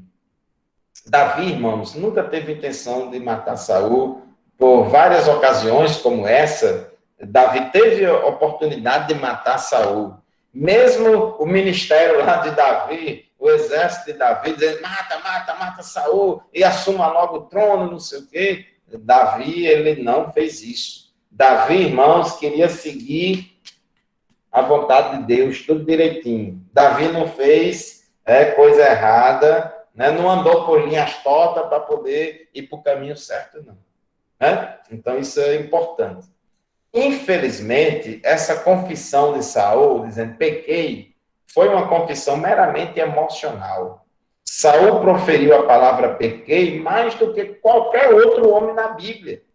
Sua confissão, porém, nunca foi confirmada ou evidenciada por atos de contrição. Nunca houve mudança, irmão. Era só de boca. Estava viciado em pecar e pedir perdão. Peca hoje para pedir perdão amanhã, que peca depois para pedir perdão depois, e nunca toma jeito, né? A vitória de Davi e a derrota de Saul. Durante 16 meses, Davi habitou entre os filisteus, dependendo somente de sua perícia e habilidade de mentir, enganar e convencer o rei filisteu de que estava combatendo ao lado dele, né? Então, Davi, durante esse período aí de fuga, né, em que ele ficou lá na terra dos filisteus, foi muita mentira, muito engano. Embora fosse um homem de Deus, Davi não era perfeito e tinha as suas falhas. Eu quero chamar muita atenção disso, irmãos. Irmãos, não idolatre nenhum homem e nenhuma mulher de Deus.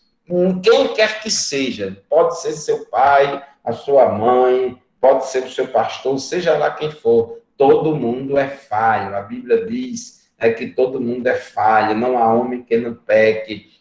Todos nós temos as nossas fraquezas. Deus nos usa apesar das nossas fraquezas. Então, olhando para Jesus, o autor e consumador da nossa fé. Todo homem e mulher de Deus é falho. Por mais realizações que ele tenha, por mais que Deus faz coisas maravilhosas na vida dele, faz apesar das falhas dele, Deus é quem faz. Tá certo? Então, não significa que Deus aprova tudo que uma pessoa faz. Né? Esse negócio que você vê na televisão, às vezes tem uns televangelistas da televisão, para provar que eu sou homem de Deus, para provar que Deus está comigo, vai ter uma cura, que vai ter não sei o quê. Não é nada disso. O fato de Deus nos usar não significa que Deus está aprovando 100% da nossa conduta, não. O critério, irmãos, para julgar a nossa conduta é a palavra de Deus. Né? Jesus diz, pelos frutos os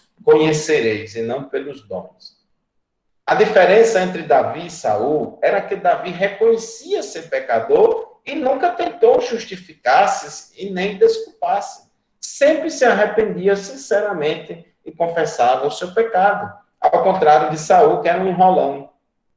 E Saul, para acabar de completar, no final da sua vida, foi consultar uma feiticeira. Deus não falava, irmão, se Deus já falava a Saul por meio dos profetas lá de Israel, você acha que Deus ia falar por meio de uma feiticeira? Uma feiticeira que, se Deus disse na sua lei que era para matar todas as feiticeiras, a feitiçaria era um pecado punido com pena de morte. Então, como Samuel já havia falecido, Saul ficou apavorado e sentia grande necessidade de conselhos sábios da parte de Deus. Ele tentou falar com Deus, porém o Senhor não lhe respondeu. Eita, irmão, é triste, viu? Quando Deus não responde a nós. Feliz é aquele que ainda Deus fala puxando a orelha. Irmãos, quando Deus falar com você ou comigo, puxando a orelha, é porque Ele não desistiu da gente ainda. É porque Ele ainda nos ama. É porque Ele quer ainda a gente para alguma coisa, viu? Então, Saul, tomado de pânico, né, ele foi consultar uma médium espírita e ali cometeu muitos pecados. Davi, irmãos, morando lá na cidade filisteia de Ziclag, né, e aconteceu uma certa ocasião em que o rei filisteu convocou todos os filisteus, inclusive a Davi e o bando de Davi, para uma batalha contra os israelitas. Pense numa prova de fogo, porque Davi e o seu bando, eles eram israelitas. Estavam vivendo na terra dos filisteus disfarçados, né? Dizendo que tinha passado para o outro lado. Tinha passado agora para o lado dos filisteus. Aí o rei filisteu falou o seguinte, bom, vamos guerrear agora contra Israel, agora Davi e seu bando, você vai com a gente guerrear contra o seu povo. Você não passou para o nosso lado? Então prove agora e vamos guerrear contra o seu povo. Só, irmãos, que foi, né? Aí Davi e o seu bando começou a jornada, a caminhada, e eu imagino o que passava na cabeça de Davi. Eu imagino ali que Davi deve ter orado muito a Deus: Senhor, tem misericórdia, me livra dessa situação, que estreito eu estou agora, né? Eu vou ser desmascarado, porque eu não vou ter coragem de lutar contra Israel, o meu povo, né? Eu tenho o povo de Deus. E agora? E aí, irmãos, no caminho, os príncipes dos filisteus desconfiaram que Davi podia trair eles, lutando a favor dos israelitas, e mandou Davi voltar para Ziclag, voltar para a cidade lá dos filisteus. Quando Davi volta, Davi e o seu bando volta para a cidade de Ziclag, Davi constatou que os amalequitas tinham invadido a cidade, e os amalequitas tinham saqueado e queimado a cidade e sequestraram muitas famílias, inclusive a família de Davi. Os amalequitas tinham sequestrado a família de Davi. Então, Davi e o seu exército chorou e se angustiou muito com essa situação. Davi orou ao Senhor, buscou ao Senhor, e Deus disse a Davi que daria vitória a ele contra os amalequitas. E Davi foi resgatar, né, toda a sua família lá dos amalequitas, e Deus deu vitória a Davi, e Davi trouxe todas as famílias que tinham sido sequestradas, libertou todas elas. Numa batalha contra os filisteus, Saul foi ferido gravemente, com medo de ser torturado pelo inimigo, então suicidou-se. Então este é o primeiro suicídio relatado na Bíblia e serve para indicar a condição do crente desviado que se recusa a voltar para Deus. Amém? Alguma pergunta até aqui? Alguma dúvida? É muita matéria, né? Muito assunto.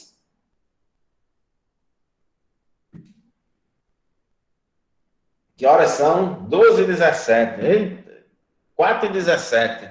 Eita, o tempo está avançado. Irmãos, vamos brevemente concluir aqui o estudo da lição 4, porque já estamos com quase 2 horas de aula. Então, 2h30 a gente termina, tá bom? Mais 13 minutos, a gente termina às 4h30, que é 2 horas de aula, certo?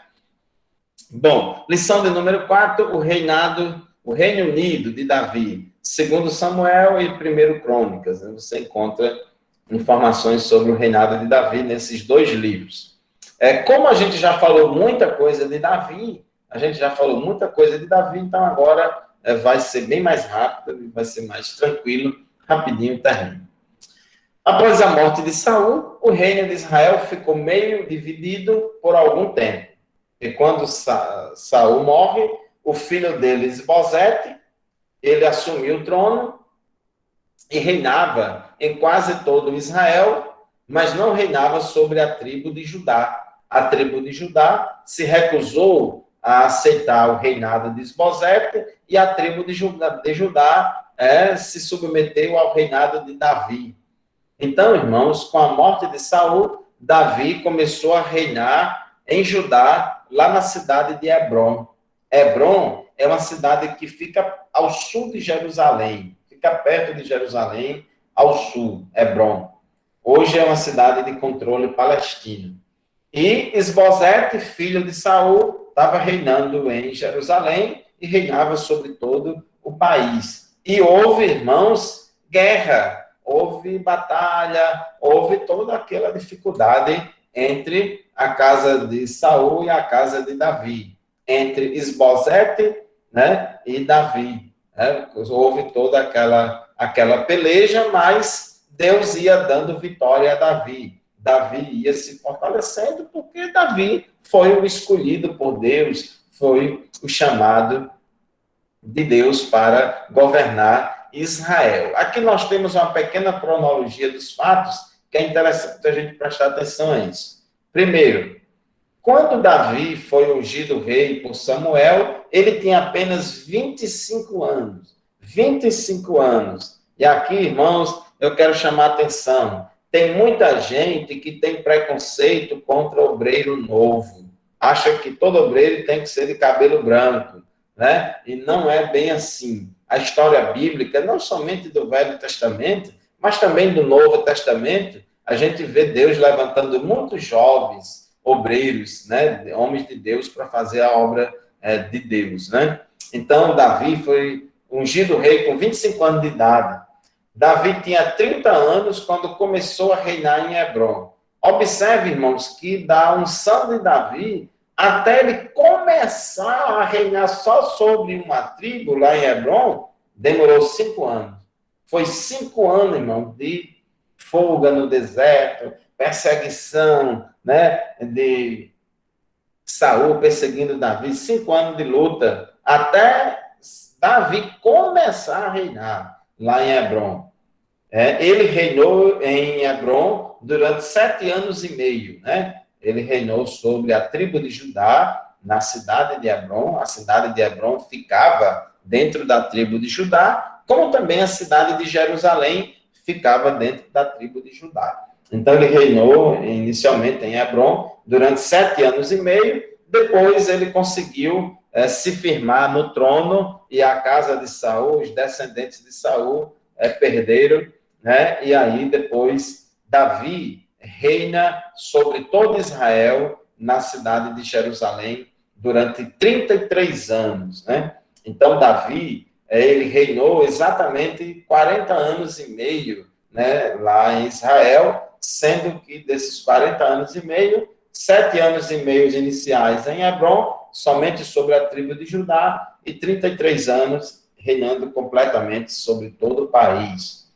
Ao todo, Davi reinou aproximadamente 40 anos e morreu aos 70 anos. Morreu aos 70 anos. Então, a duração do reinado de Davi foi, o que eu digo assim, aproximadamente 40 anos, mas exatamente foi 40 anos e meio. Né? Então, a Bíblia fala muito de números redondos, arredondados, 40 anos aproximadamente. Saul também reinou 40 anos. Após ser constituído rei sobre todo Israel, Davi derrota os jebuseus, que eram os habitantes da cidade de Jebus, que ficava no Monte Sião. E Davi toma aquele lugar e muda a cidade de Jebus, muda o nome para Jerusalém, né? E torna Jerusalém a capital de Israel. E Jerusalém passa a ser conhecida como a cidade de Davi. Então, Davi, ele estabelece Jerusalém, essa cidade que ele conquistou recentemente dos jebuseus, e estabelece ela como a capital do seu reinado, e tanto a capital política como a capital espiritual. E após isso, Davi entendeu que Deus o confirmava rei sobre Israel. Expressando devoção a Deus, Davi levou para Jerusalém a arca do Senhor, que estava em Kiriat Jearim. Lembra lá, da época lá de Samuel ainda, dos filisteus, né? Então, ele agora traz de volta a arca, né, que estava em Kiriat Jearim, e traz para Jerusalém. Com isso, Davi fez de Jerusalém a capital espiritual de Israel, e desejou construir um templo para abrigar a arca do Senhor. Então, quando ele trouxe a arca para Jerusalém, ainda estava no tabernáculo, o templo móvel, mas aí ele desejou construir o templo, transformar o templo móvel, o tabernáculo, no templo definitivo. Né? Depois dessas coisas, e após vitórias sobre várias nações, Davi foi um rei muito vitorioso nas batalhas, inclusive foi durante o reinado de Davi, foi a época em que Israel teve o seu maior território, foi na época de Davi. Mas só que durante uma certa época, irmãos, Davi ele não foi à guerra e ficou curtindo preguiça em casa. Davi não foi à guerra e ficou ocioso, curtindo preguiça em casa, porque era costume na época os reis irem à guerra com os seus exércitos. Mas Davi, não sei o que foi que houve, que ele ficou em casa, né, passeando nas varandas do Palácio Real, e nesse passeio lá pelas varandas do Palácio Real, de longe, lá de cima, ele viu uma mulher bem bonita tomando banho nua, aí a concupiscência da carne, a concupiscência dos olhos falou mais alto, né, e Davi era rei, era um homem segundo o coração de Deus, mas também era homem de carne e osso, que tinha uma natureza carnal e pecaminosa, e infelizmente ele cedeu à tentação chamou Batseba lá para o palácio e namorou lá com Batseba, só que Batseba era casada e com isso ele cometeu adultério. Batseba engravidou e, para poder encobrir a gravidez de Batseba, mandou chamar Urias, o marido de Batseba, para dormir com ela, para dizer que naquela época não tinha DNA, né? Para dizer que o filho era de Urias e não dele, mas não deu certo, encobriu o pecado, né? Porque um abismo chama outro abismo, e não deu certo. Aí Davi resolve preparar uma cilada para matar Urias. Foi um crime doloso, foi com dolo, foi com intenção, premeditado.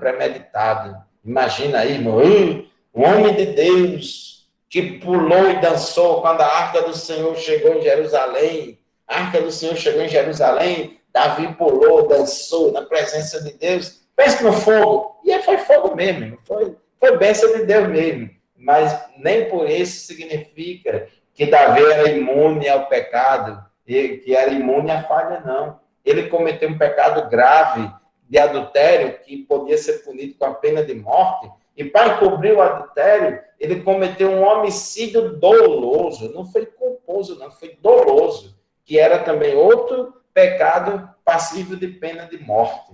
E Deus mandou o profeta Natan falar com ele, dizendo que você errou, você pecou. Só que ele, irmãos, se arrependeu. Davi se arrependeu do seu pecado. Davi se humilhou perante Deus. Depois veja lá o Salmo 51, que é o Salmo de arrependimento de Davi, por causa desse pecado. E Deus, irmãos, teve misericórdia de Davi e perdoou Davi. Veja a diferença. Saul não reconhecia os seus erros, mas Davi reconhecia os seus erros. Depois, Aminon, filho de Davi, estuprou a sua meia-irmã Tamar, que era virgem, bonita e irmã de Absalão. Olha aí os problemas aí na família que o irmão Davi chamou a atenção há pouco tempo, né? Então, problemas de estupro na família. Davi tinha filhos com várias mulheres. Então, Aminon era filho de Davi com outra mulher. Tamar e Absalão, que eram irmão germano, irmão, significa irmão do pai e mãe, né? Meio irmão significa só irmão por parte de pai ou por parte de mãe, né?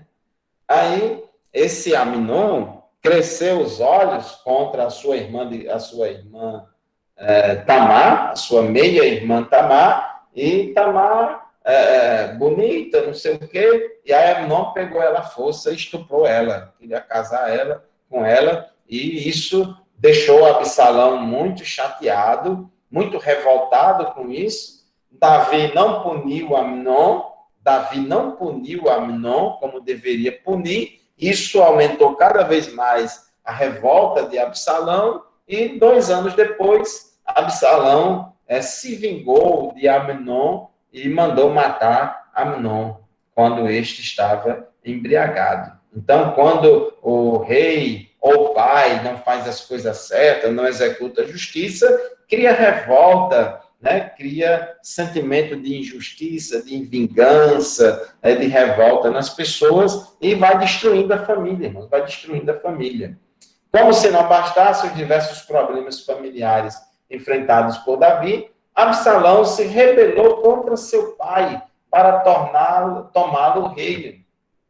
Absalão botou na cabeça que o pai dele não tinha mais moral, que o pai dele não tinha mais autoridade, que o pai dele não executava a justiça como era para executar, e a prova disso foi que Davi não puniu Aminon porque estuprou a sua irmã Tamar, e Absalão disse, não, meu pai não presta, não dá mais certo, como rei, já está passado, e eu é que vou assumir o trono. E Absalão não era o primogênito, não. E aí, irmãos, Absalão começou a preparar o terreno para dar um golpe de Estado para tomar o trono de Davi. E assim ele fez, conseguiu juntar, fazer a cabeça de um bocado de gente para tomar o trono de Davi. E, diante dessa atitude de Absalão, Davi foge a pé com todos os seus servos e deixou em casa apenas 10 de suas concubinas. Que vergonha, irmãos. Davi nunca botou moral nos filhos, agora o filho se levanta contra o pai. E acontece assim mesmo. Às vezes a criancinha bate na cara do pai e o pai não bota moral no menino. O moleque não, porque a gente não pode chamar menino de moleque não, porque moleque é o Deus Moloque, né? Aí a criança cresce, se revolta contra o pai, vai bater no pai, né? Então Absalão fez isso contra Davi, e Davi foge envergonhado. Davi, irmãos, amava muito Absalão. Davi amava muito Absalão. E não queria ferir Absalão, não queria guerrear contra o filho, e fugiu. Deixou as 10 concubinas lá no palácio, e quando Absalão chega em Jerusalém, lá no palácio, Absalão pede conselho a Aitofel. E esse conselheiro diabólico, Aitofel, maquiavélico, aconselhou Absalão a praticar sexo com as concubinas de seu pai perante os olhos de todo Israel, o que de fato ele fez. Então, Davi tomou a mulher de Urias, escondido lá no palácio, debaixo dos panos, e aí Absalão tomou as mulheres dos pais, as 10 mulheres do pai dele, aos olhos de todo Israel. E, assim, se a pessoa se deitasse com a mulher do rei, é porque ele já era o rei, né? Ele já estava no trono. Então, foi terrível. Depois, o exército de Davi conseguiu vencer o exército de Absalão, de modo que Davi voltou a reinar em Jerusalém. Absalão morreu, né? Bateu naquela árvore, foi estrepado lá na árvore, né? E Davi venceu. Davi volta para Jerusalém, reassume o trono, e em seguida Seba ainda dividiu o reino, mas logo foi morto, né? Então houve essas instabilidades políticas aí no final do reinado de Davi. Depois, irmãos, Davi caiu no pecado de jactância, de orgulho, de autoexaltação, quando ele teve a ideia de fazer o recenseamento e a contagem do povo. A contagem do povo, o recenseamento em si, não é pecado nenhum, mas a motivação, as intenções por trás daquilo de Davi era para se exaltar, que era um rei de muitas conquistas, que tinha feito muita coisa, e aquilo ali era uma cilada de Satanás. E Deus não se agradou daquilo, e Deus mandou uma peste lá sobre todo o povo. Mas como Davi era humilde e temente a Deus, se arrependeu do seu pecado, e a Bíblia diz que Deus se aplacou para com a terra e cessou aquele castigo de sobre Israel. Então, meus irmãos, é uma história cheia de altos e baixos, muitos problemas, muitas coisas, o que mostra, né, que Deus opera apesar das